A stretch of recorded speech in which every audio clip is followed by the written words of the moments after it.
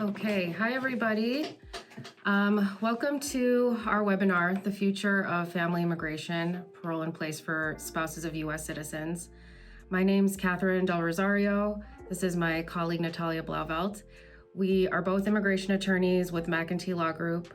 We are based in Chicago and we work on exclusively immigration matters. Hi everyone and welcome. Okay, just as a note, as always, this presentation is for general informational purposes only. It's not legal advice. We are lawyers, but we are not your lawyers.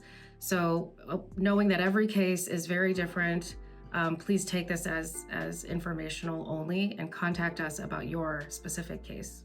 Today's webinar is focused on President Biden's parole in place announcement that was made on June 18th. And you might know there were two executive orders that were announced. One was for spouses of U.S. citizens. The other was for non-immigrants and their options for employment-based visas, but we're going to focus on the family-based option here. We did do a previous webinar on employment-based options for DACA recipients, so you can refer to that one. Just to give you a rough outline of what we'll be covering today, we're going to talk about the announcement itself, what the administration said. We'll talk about problems facing spouses of U.S. citizens currently, so why this announcement is important for those folks. When we say PIP, we're talking about parole in place. So we'll discuss how PIP changes the entire green card process, who qualifies for it, and how you can prepare. We'll also talk about different considerations and risks. There are things that we don't quite know yet about this program, so just keeping that in mind. And then we will definitely leave time for Q&A at the end. All right, Catherine, would you like to start with telling us what an executive action means and how it can be used? The executive action, the president is allowed to announce certain new programs. And on the 18th of June, he announced a new program that would allow certain spouses of U.S. citizens to apply for what's called parole in place. Natalia, do you want to walk us through how many people could be impacted by this and what it could mean for those spouses and families? Sure. So the administration estimates that 550,000 people could receive temporary protections and work permits in the United States. According to the Biden's administration, people who have been living in the United States for about 23 years or longer will mostly be those who will qualify for this executive action. Is there anything that people can do today? Can they apply? So unfortunately, as of today, we don't have specific instructions in place published by the USCIS or generally by the Department of Homeland Security. So keep in mind that those instructions have to be published first before any further steps can be taken in this process. And what pathways open up? What are the options that are going to become available once we know more about parole in place? So this executive action of June 18th provides a pathway to apply for a green card through the spousal visa without risk of separation from the families within the United States. This program, as I mentioned, is not yet open for applications. So if anyone is approaching you offering to prepare for this program, file certain forms, please do not trust those people because we don't have exact instructions in place yet. And we'll always make this reminder that the only people who should be helping you with your immigration case is a licensed attorney or an accredited representative. And if you're not sure, you should ask them to show you a credential for one of those. All right, so let's talk about current problems that spouses of U.S. citizens are facing now. So Catherine, could you tell us a little bit more about that? Yeah, so as the immigration system currently stands, if you're the spouse of a U.S. citizen, you're normally able to get an immigrant visa as an immediate relative, meaning there's always a visa available to you. And this would allow you to become a legal permanent resident or a green card holder, and then later a U.S. citizen. However, those who entered through an official port of entry or were paroled into the U.S., they can adjust their status without having to leave the United States. And adjusting status means getting a green card. So for those immigrants who entered the United States without inspection, so they may have walked through the border or were brought here as kids, they must leave the United States and go to a consulate abroad in order to obtain that immigrant visa and return to become a green card holder. The problem here kind of stems from an old law from 1996 that says that once a person who has entered without inspection leaves the United States to go to a consulate, they could trigger what's called the 3 or 10-year bar. And so specifically, if they've entered without inspection and remained here for longer than they were supposed to, and whether it's 3 or 10 years depends on how long that they stayed. So immigrants who are in this position, they can apply for a waiver of the bar if they can show that their spouse, whether they're a US citizen or a green card holder, or a parent, would suffer extreme hardship from being separated, or in the alternative, if that relative was forced to relocate to be with their loved one. This is called an unlawful presence waiver. It's kind of like you're asking the government for forgiveness for remaining in the United States. Now, the challenge is that the approval of these waivers is not guaranteed. USCIS has discretion to approve or deny them, and the bar is quite high. You're having to prove extreme and unusual hardship to your relative. And keep in mind the types of relatives that we named, they're spouses and parents, not children. On top of all of that, as of this month, USCIS is taking over 43 months, so that's over 3.5 years to adjudicate these waivers. So on top of the waiting time to process your family petition, to process your immigrant visa, and to schedule an appointment at an embassy abroad, you're also going to be waiting these 43 months. Okay, Natalia, can you tell us how parole in place changes everything? How does it change this green card process? Absolutely. So now that you have a general idea of how waivers work and how long it takes, let's talk about how this parole in place program will actually make things different. So US immigration law allows executive branch to grant humanitarian parole to those without lawful basis to either enter the US or remain in the United States if parole would satisfy urgent humanitarian reasons or significant public benefit. Parole allows beneficiaries to temporarily enter or remain in the United States for a defined period. You probably heard about parole in place in relation to spouses of US military personnel. Well, we expect this to be somewhat similar, but we don't know the details yet. So parolees, when they are granted parole in the United States, they can also apply for work authorization to enable themselves to support their family or themselves while in the United States. Remember that a work authorization document does not come automatically, so even if you apply for a parole in place, you will need to make sure that you also file an application for an employment authorization. When a person is already in the United States, the parole program is known as parole in place. So there is a difference between a humanitarian parole and a parole in place.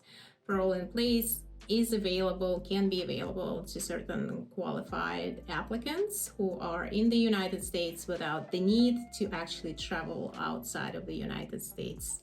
So if the person doesn't leave, how is it that this parole in place program changes their process? Why don't they have to leave to get a green card?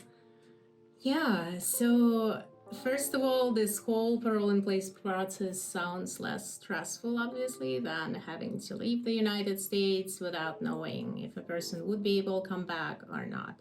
So parole in place counts as having been inspected and paroled into the United States without the need to actually exit the US and then come back. So under the executive order, those parolees who are eligible to apply for green cards through their spouses will be able to do so within the United States without the need to travel outside of the United States. That will be an option for those who will be paroled to do within a 3-year period following the approval of parole. So that's very important to remember, that there will be a deadline. It is already outlined in the executive order, and it will be further outlined in the specific instructions. Even if someone's grant of parole expires or is revoked in the future, they are still considered to have been paroled in the United States. So I know a lot of people are concerned about the future of this program with the upcoming elections in the United States. Just keep in mind, if parole is granted and then if this parole program is struck down in a federal court or ended by a future president, those who have already been granted parole in place will still be eligible to apply for green cards without leaving the country. All right, Catherine, could you tell us who qualifies for parole in place? Of course, I'm sure everybody wants to know this part, like, can I apply? So as a reminder, to receive parole in place, families will likely have to submit a form and a fee which has not yet been published. But if we look at the timing for the DACA program, for example, that was announced in the month of June, and then it became effective in August. So likely there will be similar timing. Even as we speak, the announcement was about 30 days ago. So if there's a change, it could be happening now, and we will definitely update you all. But let's get into the specifics of what we do know about the announcement. So the executive order specified that the new program will be available only to people who meet all these criteria. Those who have continuously resided in the United States since June 17th, 2014, were physically present on June 17th, 2024. Those who have been legally married to a U.S. citizen as of that same date, entered the United States without admission or parole, and do not currently hold any lawful immigrant or non-immigrant status. We put an asterisk there because it's a bit unclear to us whether someone who has TPS falls under this category. So that's TBD. And then someone who has not been convicted of any disqualifying criminal offense, does not pose a threat to national security or public safety, and someone who merits a favorable exercise of discretion. One thing to note is most of the wording about this program has been about spouses, but there is a provision for non-citizen stepchildren who may be considered for parole if they were physically present in the United States without admission or parole and have a qualifying stepchild relationship to that U.S. citizen as of June 17, 2024. One of the main criteria of this is proving that you have been here for 10 years. And as with everything in immigration, there's going to be a lot of documents involved. It's going to require your participation and your preparation. So, Natalia, can you tell us how people now can even be preparing for parole in place, even if we don't know what the forms look like? Yes, so as Catherine mentioned, there will be a lot of documents required for this process. Even though the form is not yet available, we don't have any instructions in place yet, you can still take certain steps to prepare for this process. So first of all, we recommend gathering civil documents, proving that you are, as a foreign national, married to your U.S. citizen spouse, so obviously a marriage license. As you may know, there is a common law marriage also, that authorized in certain states within the United States. So sometimes there are no marriage licenses, but there's sometimes a state law that specifically authorizes common law marriage. So look into that as well. Then proof of spouse's citizenship, birth certificates of the applicant, a beneficiary, birth certificates of children with English translations, passports, any previous divorce judgments for both spouses. We also recommend taking care of obtaining arrest records and court dispositions if there was any arrest history in the past for the beneficiary. So please go ahead and request certified court dispositions from the court if there was a court case pertaining to you. Also, please obtain police reports. You can file a police FOIA, or you can visit a police station and find out how you can obtain police records. Maybe you already have some of those documents, just set them aside for your attorney to review when the exact steps will be outlined by this administration. You also will need to prove your relationship to your US citizen spouse.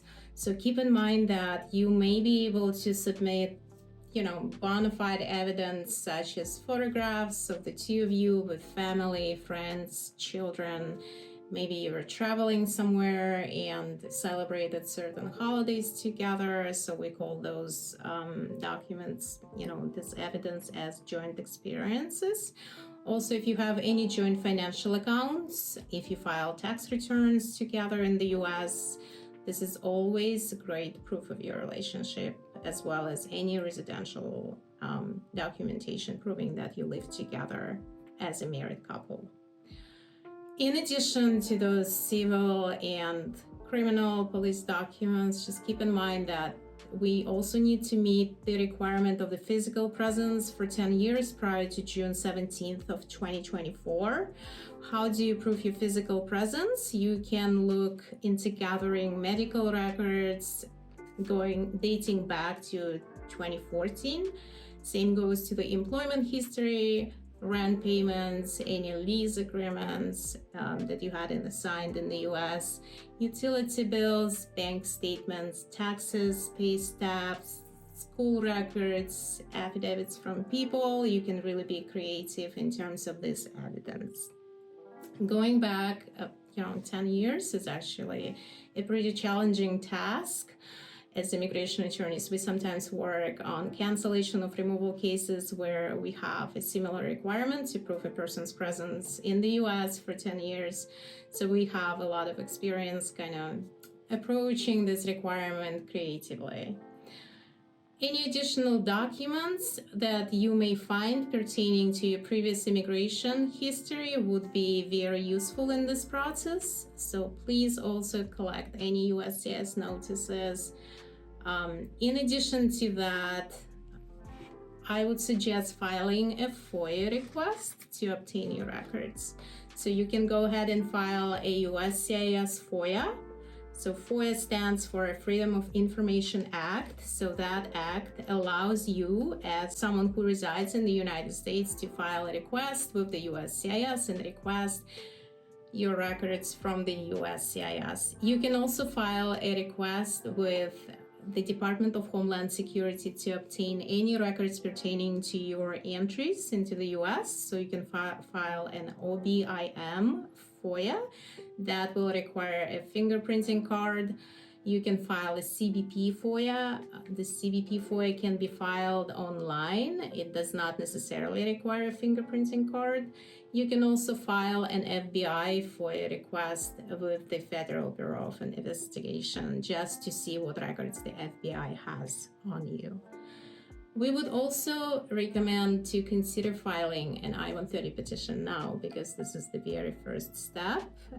You cannot move with your family immigration visa without this petition being approved first.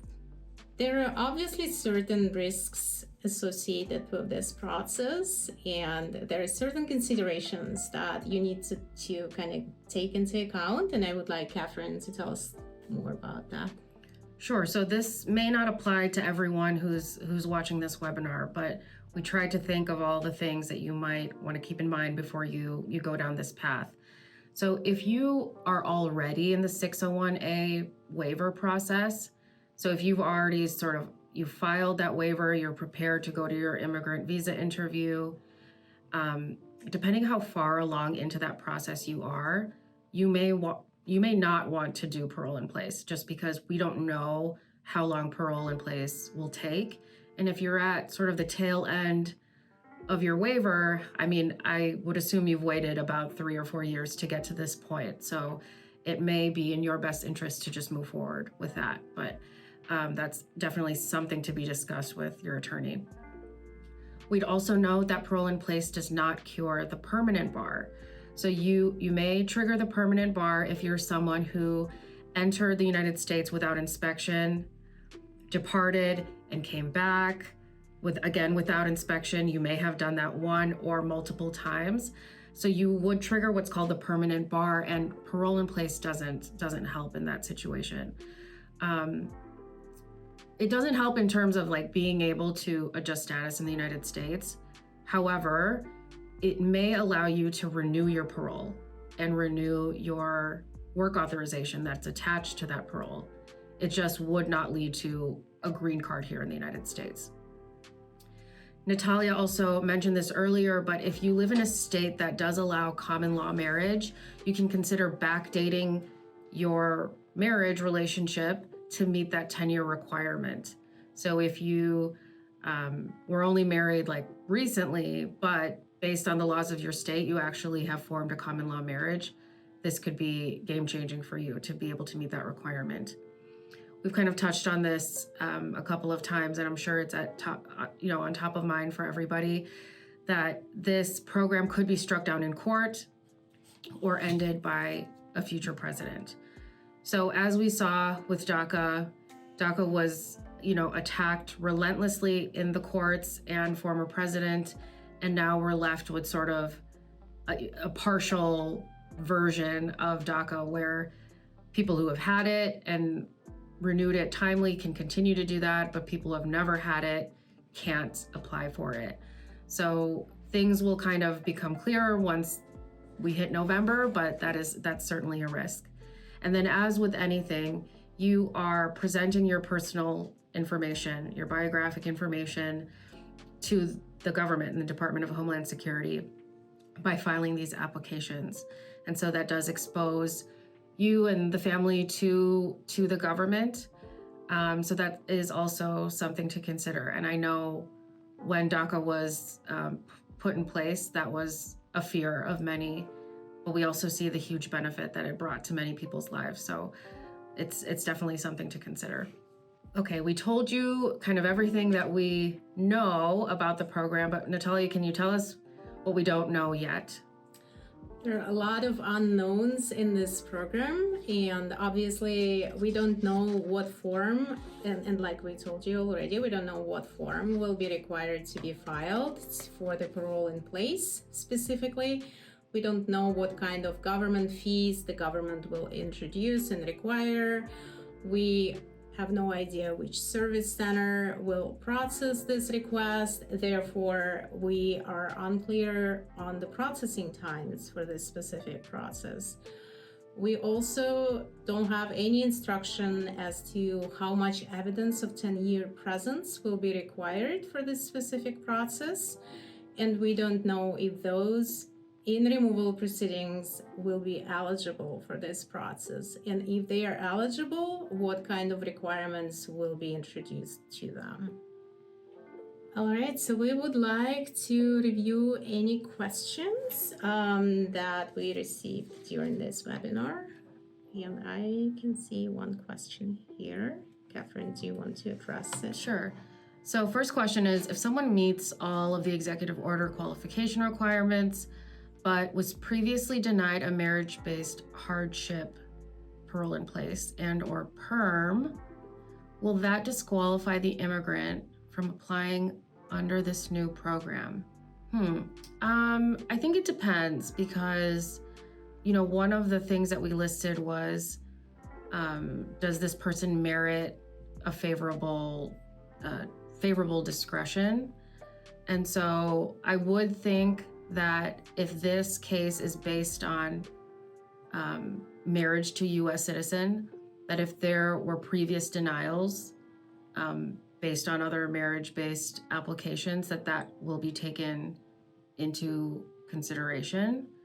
Although there isn't an indication that this parole program requires us to prove hardship.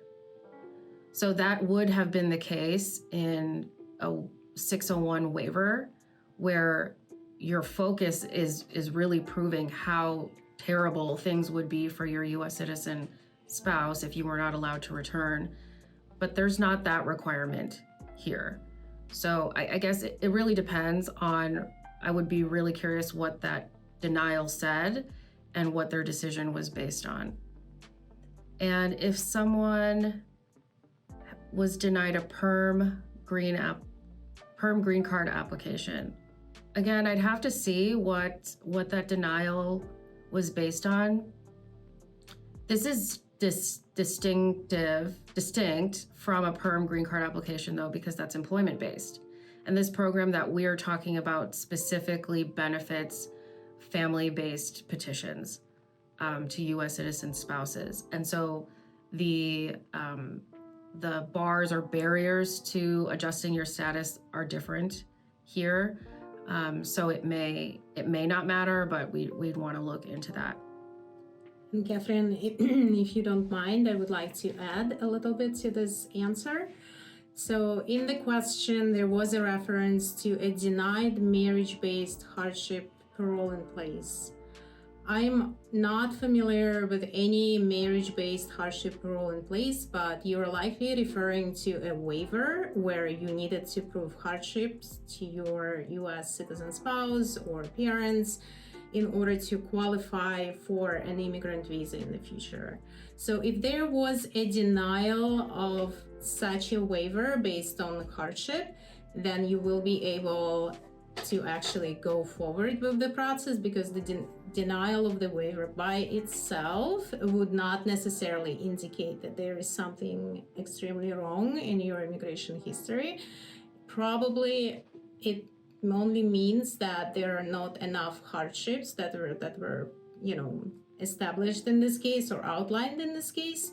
And whenever we have a waiver application denied by itself as just one form, we are allowed to refile an application for a waiver as soon as, in a day or two or a week, as long as you have any additional documents to kind of supplement, and kind of renew your application. So it's not the same application that you're filing.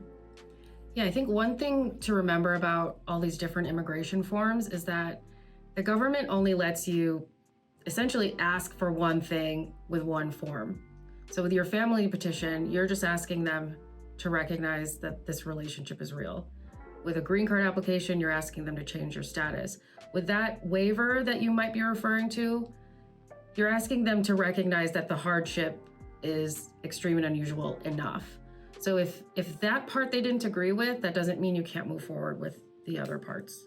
Okay, do you want to take this one? Okay, next question. What does evidence of favorable factors mean? So the government, normally whenever the USCIS is reviewing applications or petitions, it also takes into consideration any favorable factors. So some of the applications require an exercise of a favorable discretion. So the government has a lot of discretion in regard to certain applications. So what does that mean? So first of all, absence of any arrest records or any court cases in the past by itself will serve as evidence of a favorable factor. So it's, if you don't have anything like that, that's already pretty good. If you didn't misrepresent any information in order to obtain immigration benefit in the past, that counts as a plus. You are, you will be able to submit additional evidence in order to get this favorable exercise of discretion on this application. If you submit some good moral character references, letters from any organizations where you volunteered throughout this time, if you were donating certain funds to, some non-profitable causes in the United States or outside of the US, preferably in the US, if you were a member of a certain religious organization, you were a member of a church, you may obtain a letter from that church outlining what kind of donations you've been making and what person you are. So you will be interested, obviously, to present yourself in the most favorable light when you will be submitting an application for the parole in place and then subsequently an application for a green card. It's sort of a creative process as well, and you can definitely discuss all of that with your immigration attorney when you're ready to move forward. If I could just add to that, I think that, the hardship waiver that we discussed previously is a little bit relevant here, because if, Natalia named things that you didn't do that could help you, but also you can look at things you have done, which is like support your family, participate in your community, volunteer, with organizations. So showing, just off the top of my head, like a list of expenses that your family has that you help support if you run a business or work somewhere and you've been paying taxes or you've been creating jobs even. I mean, all of these different factors apply. It's not going to be a one-size-fits-all test. It's a balancing test that the government does. Do all the good things or absence of bad things outweigh any negative factors? So it really depends on your specific circumstances. In addition to that, as Catherine mentioned, we also argue hardships. So she mentioned financial hardships, but hardships can be different. They can be medical hardships, they can be educational hardships. So if you're able to outline that your US citizen relatives are facing certain kinds of hardships because of this fear that you will be either not granted this green card, or either you would be required to go outside of the US to obtain an immigrant visa. If there are any kinds of hardships that your US citizen spouse or parents, for example, will be facing in this process, please outline them as well and try to document them. We'll give it maybe another minute while we show you all how to get in touch with us.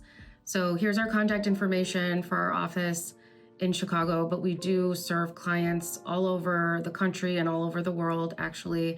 So if you have specific questions about your case, while we don't know the exact particulars of the program, as we've continued to say, I think we can still talk through what your options might look like. And I expect we will receive this guidance from the government very, very soon. And so we will, again, update everybody as soon as we hear. All right, I think this concludes our webinar. I'd like to thank everyone who was attending this webinar, who joined us. We are here to answer any questions for another minute or two. We have our Q&A still open in Zoom, so feel free to submit your questions. While we are waiting on this, I wanted to let you know a little bit about the firm. We are immigrant-founded firm, so our managing partner came from Ireland, and she founded this firm back in the days. We are dealing with all things immigration. We represent clients in immigration court, in front of the USCIS, ICE. We even deal with the CBP as long as we are allowed to submit any documentation to the CBP. As you know, the attorney's representation is extremely limited before the CBP, Customs and Border Protection. We also represent our clients at the consulates outside of the United States. So this is called consular processing. We prepare our clients to go through visa interviews. We also deal with removal defense, either in immigration court or Board of Immigration Appeals. Okay, we see another question came through. With this program, would someone be able to travel outside of the United States? Okay, so probably, but not at the parole stage. So keep in mind, it's usually one form, one ask with the government. So with parole, you're asking the government to consider you to have a lawful entry. But if that is approved and you can move on to the green card stage, when someone applies for a green card, they can also apply for a couple of other things. One of those is a work permit, and the other thing is a travel card. It's called advanced parole. With advanced parole, you can typically come and go throughout your green card process. But that card usually doesn't come right away. It can take anywhere from like 3 to 9 months. So some of our clients, they get that advanced parole when they get the work permit. Some clients get it at like the 6-month mark, and some don't get it at all. They just get their green cards. So it will depend, but it's also possible to request advanced parole through the DACA program. So that's something to consider. It can only be based on certain reasons, humanitarian, employment related, or education. So you can also chat with us about that if you have another basis to travel. Thank you, Catherine, for covering this question. Another question we have here in our Q&A, you mentioned 500,000 immigrants may be eligible for the program. Do you think USCIS will limit the number of applications they will accept? So we don't have the specific details regarding this application process, but we know that the government mentioned 550,000 immigrants approximately who will be able to benefit from this program. So we can rely on what the government told us and, in our future work. But to give you a definitive answer to this question, we would need to look at the specific instructions that will be published. The executive orders that the President's administration publishes online are usually very brief and they don't provide a lot of details. Right. We don't know if there's a cap set on this program. But what we do know is that usually applications cost money and the government is very, very willing to take your money. So I would think they're going to let as many people apply as who want to. Again, we don't know the fee for that, but we'll have to see. But also keep in mind that the government may allow a lot of people to apply, but actually limit the number of visas or a number of paroles issued. There will be applicants who will apply but will not qualify necessarily. There will be applicants who will apply but apply incorrectly and their applications will be returned. So we would expect the government to allow people to apply for this program, but probably the number of actual visas and paroles will be limited, but we don't know the details yet. Okay, there's one more question. What if you already applied for the I-130 and are waiting for an answer? You want to take that one, or we can do it together? So we mentioned in our presentation earlier that one of our recommendations is to file Form I-130 with the USCIS, just kind of to get the process going and potentially to move you ahead of line. Which we recommend doing now, but obviously consult with your immigration attorney. So if you've already